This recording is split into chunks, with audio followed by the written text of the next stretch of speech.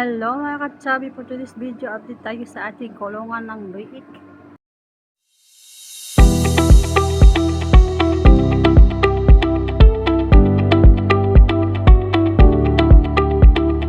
So ayun mga katsabi, malapit na siya matapos So update ko po sa inyo, pakita ko po sa inyo kung anong kaganapan ngayon. So mga katsabi, ito na yung after. Update tayo sa ating kulungan ng mga biik.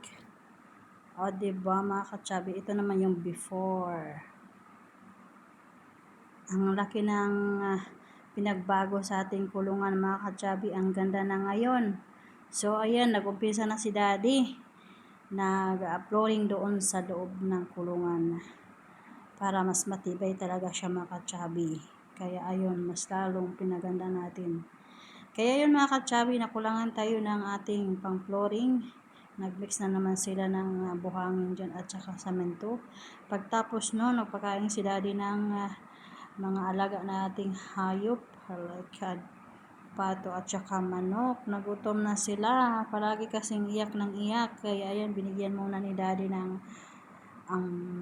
pagkain kasi papasok daw doon sa loob ng kulungan. So ayan mga katsabi.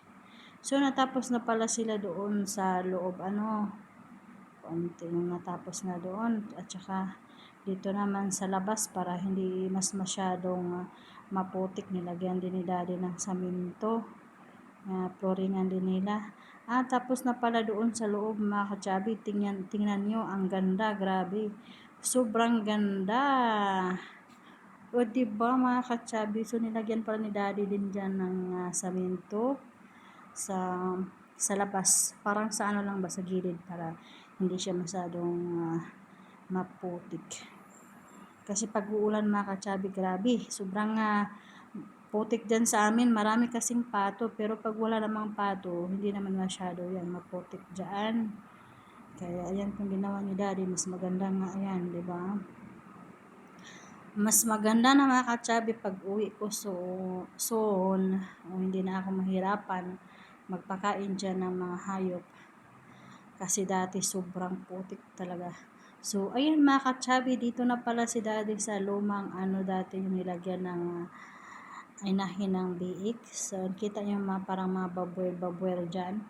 Dyan po yung nanay ilagay pag mga anak na siya, mabuntis, para yung anak niya hindi maipit. Nandyan lang yan sa sulod, sa loob. O diba mga katsabi, grabe, ang ganda na.